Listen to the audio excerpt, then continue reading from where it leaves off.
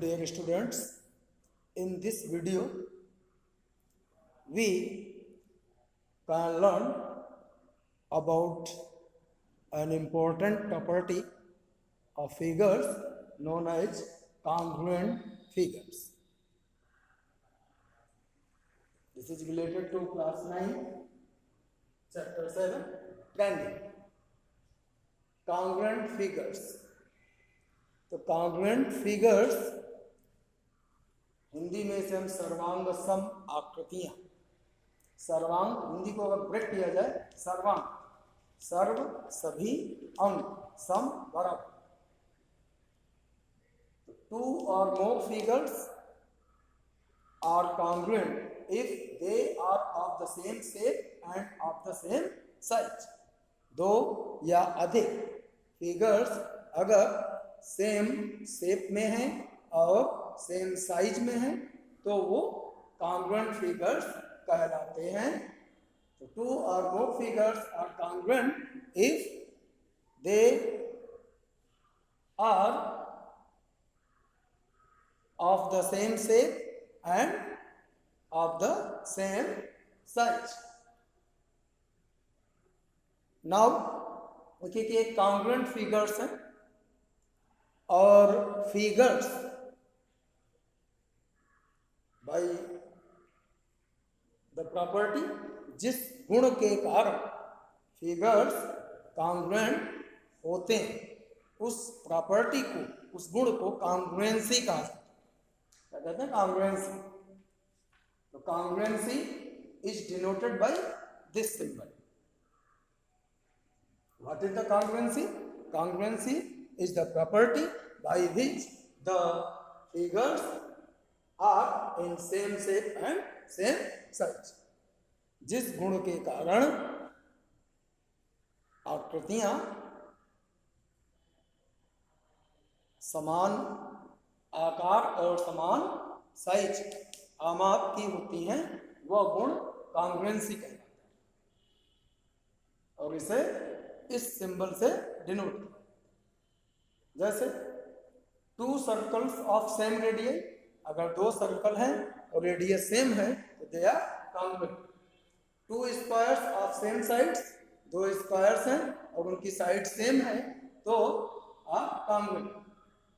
और ट्रायंगल्स चूंकि हमारा टॉपिक है, स्पेशल सिलेबस में हमारे हैं ट्रायंगल्स, तो ट्रायंगल्स पर हम फोकस करेंगे. तो two triangles, triangle ABC and triangle PQR are congruent under the correspondence. Correspondence, correspondence जो आपने पढ़ी कॉन्ग्रुएंसी, तो कॉन्ग्रुएंसी में जो पार्ट्स इक्वल हैं उन्हें हम संगत पार्ट, कॉरेस्पॉन्डेंस पार्ट होता है. एंगल एंगल के इक्वल होगा, साइड साइड के इक्वल होगी. तो जो कॉन्ग्रुएंसी के अंतर्गत कॉरेस्पॉन्डेंसी उसे under the correspondence angle A is equal to angle B, this angle is equal to this angle, angle B is equal to angle Q, angle C is equal to angle R. Also AB side is equal to PQ side, BC side is equal to QR side, and AC side is equal to PR side. Therefore, then symbolically it is expressed as triangle ABC congruent triangle PQR. और congruent triangle में जो correspondency है उसे जब हम denote करेंगे तो उसके लिए स्पेशल वर्ड्स का यूज होता है. तो नीचे नोट में लिखा है corresponding parts of congruent triangles are denoted by CPCT. CPCT. Corresponding parts of congruent triangles. ये बेसिक डेफिनेशंस थी congruent figures की और इसे स्पेशल ढंग से हमें ध्यान में रखना होगा. कॉरेस्पॉन्डिंग पार्ट्स, देखिए ये angle A is equal to angle B, angle C is equal to angle R और angle B is equal to angle Q. A equal to P Q, A C is equal to P R and B C is equal to Q are.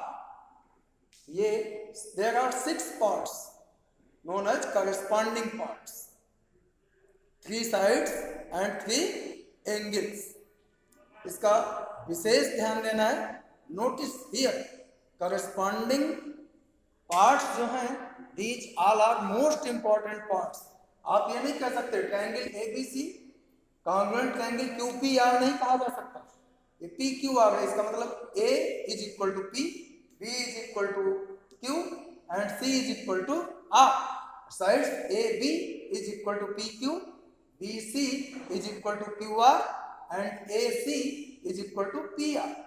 अगर इसमें हम करेस्पॉन्डेंसी को change कर देते हैं तो पूरा बेस इसका चेंज हो जाएगा और पूरा का पूरा सिस्टम गड़बड़ हो जाएगा. तो इसलिए हमें विशेष ध्यान देना है कि करेस्पॉन्डेंसी क्या है. Similar parts, equal parts same side में लिखे जाएंगे, सेम नंबर पर लिखे जाएंगे. उनकी जो आखिरी का नंबर है उसे हम चेंज नहीं कर सकते. इस बात पर हमें विशेष ध्यान देने की आवश्यकता है कि triangle ABC congruent triangle PQR, अगर ये होता triangle ABC congruent triangle QPR तो ए इज इक्वल टू क्यू हो जाता.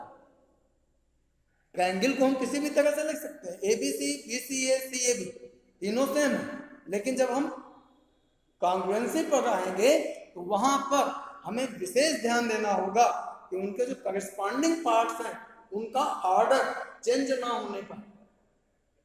अगर ऑर्डर चेंज हो जाएगा तो रिजल्ट भी डिफर आएगा. इसलिए अगर A B C congruent P Q R तो इसका सीधा सा मतलब है A B is equal to P Q. अगर यहाँ हम पी और क्यू को इंटरचेंज कर देंगे तो कॉन्ग्रुएंसी डिफर हो जाएगी, प्रॉपर्टी चेंज हो जाएंगी और सिचुएशन बदल जाएगी. इसलिए प्लीज यहाँ पर इस बात को नोटिस कीजिए कि इसका ऑर्डर जो है वो मोस्ट इंपॉर्टेंट है.